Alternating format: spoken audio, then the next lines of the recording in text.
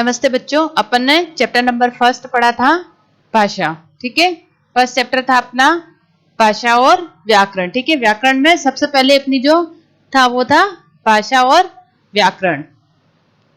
इसमें अपन ने पढ़ा था कि भाषा किस प्रकार की होती है, संकेतों वाली होती है और मौखिक होती है। ठीक है, जिस प्रकार मनुष्य अपने जिस भी लैंग्वेज में जिस भी तरीके से अपनी क्या करता है, विचारों को सामने वाले को प्रकट करता है, समझा सकता है, वो क्या कहलाती, भाषा कहलाती। चाहे वो बोलकर समझाए, चाहे लिखकर समझाए, चाहे संकेतों में समझाता है।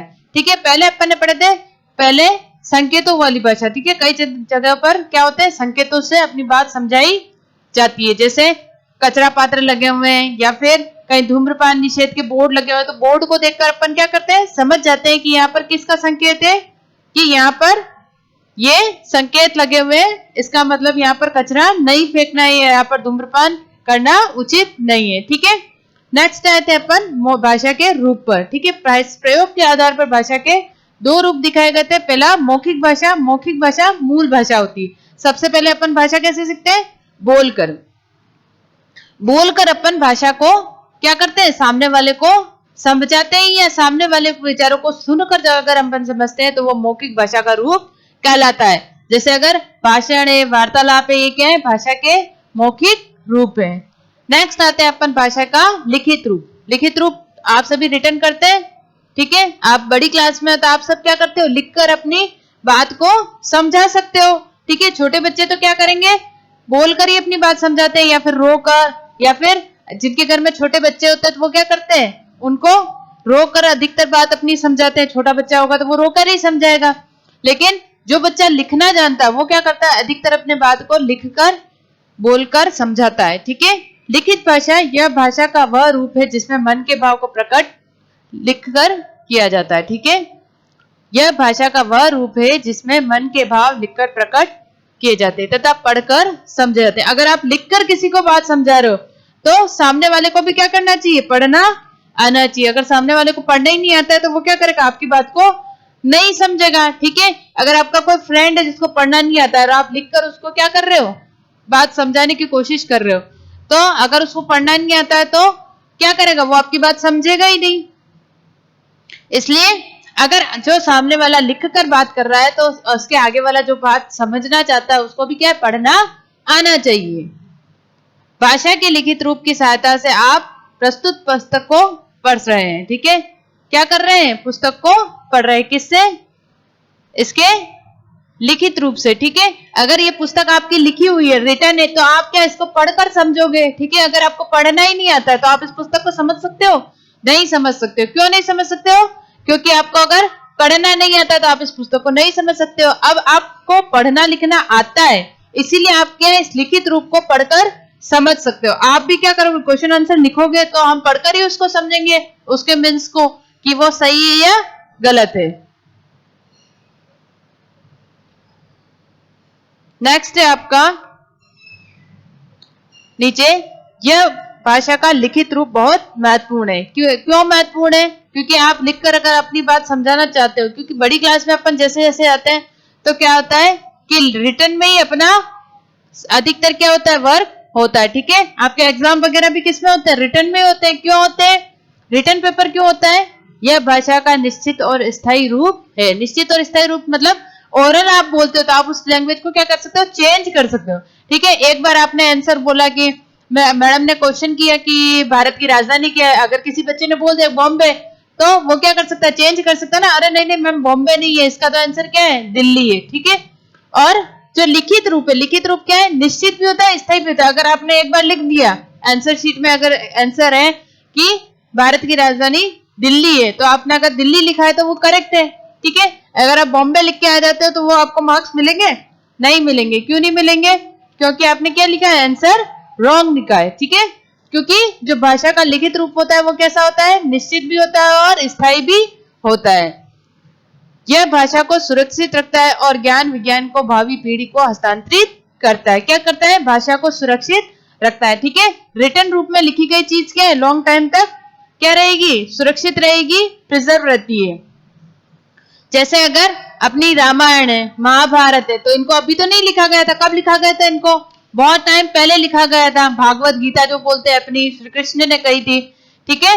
तो ये जो बड़ी बड़ी किताबें हैं पुरानी अपनी महाराणा प्रताप के बारे जीवनी है, या फिर बड़ी बड़ी इतिहास की बुक्स हैं, आप हिस्ट्री वगैरह पढ़ते हो तो उसमें कहते हैं ना कि अकबर ने कब आक्रमण किया था, बाबर ने किस प्रकार से राज्य किया था। तो ये सब अपन अभी का लिखा हुआ नहीं है, ये क्या है, पुरानी भावी पीढ़ियों में जो उस समय के राइटर थे उन्होंने क्या किया था, लिखा था, ठीक है। और उन्होंने जब उसको सुरक्षित रखा तो वही क्या काम आता है, हमारे भावी पीढ़ी के काम आता है।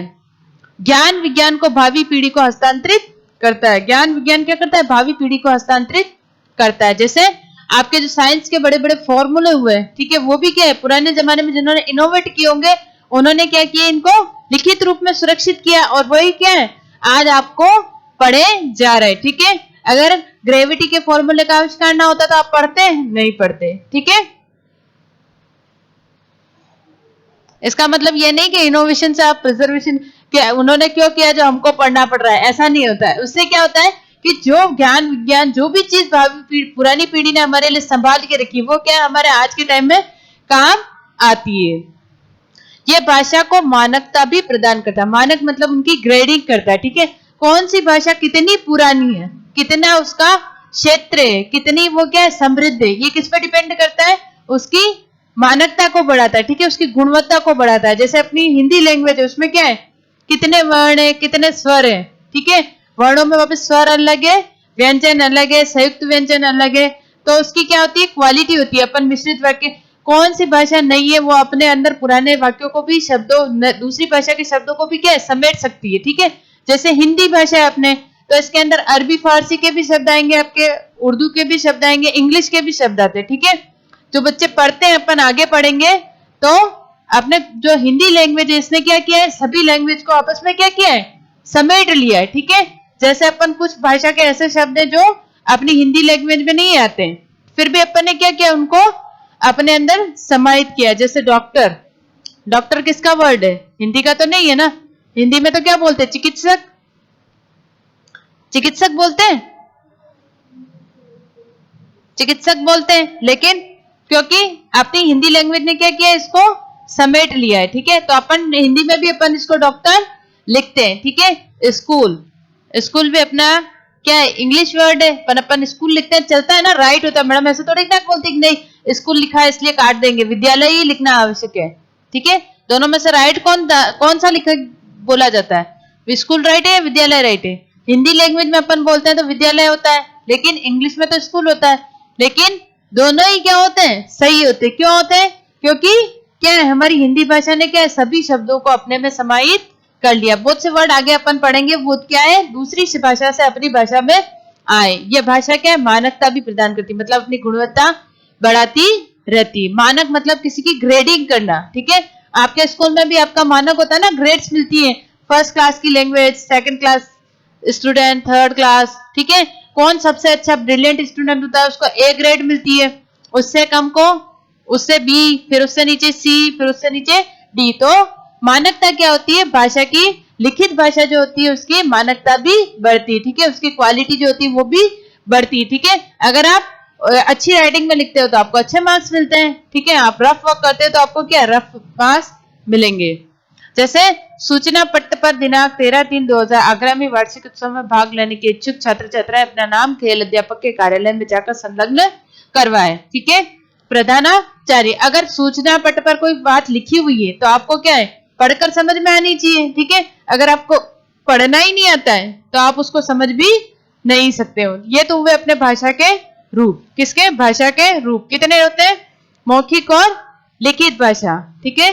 कितने होते हैं, मौखिक और लिखित भाषा, ठीक है। मौखिक वो जो अपन बोल कर अपने सामने वाले को समझाते हैं, जैसे उसको बातचीत भी हो गई, भाषण भी हो गया, वार्तालाप भी हो गया। लिखित भाषा जिसमें लिखकर अपने विचारों को बताते हैं, जैसे अपने नोटबुक के अंदर आप लिखते हो, न्यूज़पेपर आपका जो है वो लिखित रूप है। क्यों, क्योंकि उसमें लिखा हुआ आप क्या करते हो, पढ़ते हो। देश दुनिया की खबरें कहां से पता चलती है, पढ़कर पता चलती है, ठीक है।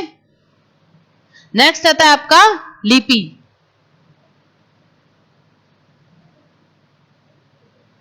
लिखित भाषा के प्रत्येक ध्वनि को व्यक्त करने में कोई ना कोई चिन्ह होता है जिसे लिपि कहा जाता है, ठीक है। लिखित भाषा को प्रत्येक ध्वनि को व्यक्त करने के लिए कोई ना कोई चिन्ह होता है जिसे लिपि कहते हैं। यहाँ पे बच्चों आपके दिख नहीं रहा है इसलिए मैं इसको पेन से लिख देती हूँ। ठीक है, इसको क्या कहते हैं? लिपि कहा जाता है। ठीक है,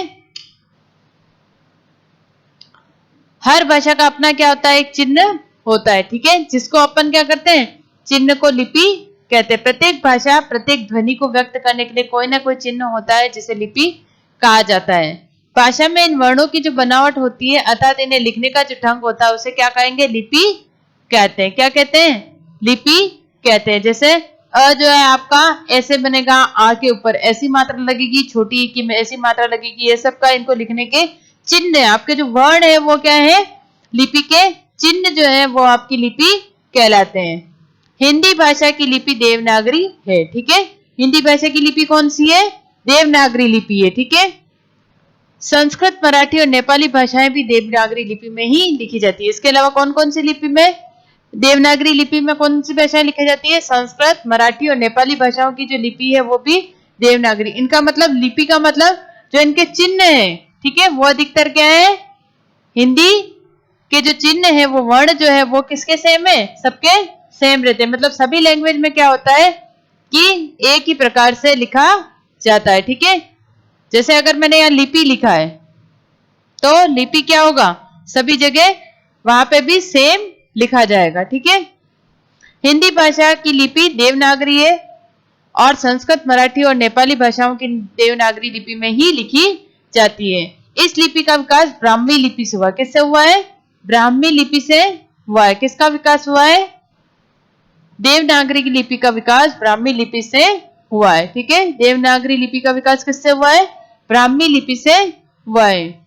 यह बाएं से दाईं ओर लिखी जाती। किस तरह लिखी जाती है? बाएं से दाईं ओर। बाएं से दाईं ओर मतलब लेफ्ट टू राइट लिखना सीखते हैं ना अपन, तो अपन कैसे लिखते हैं? बाएं से दाएं लिखते हैं। मतलब लेफ्ट हैंड की तरफ से अगर मैं स्टार्ट करूं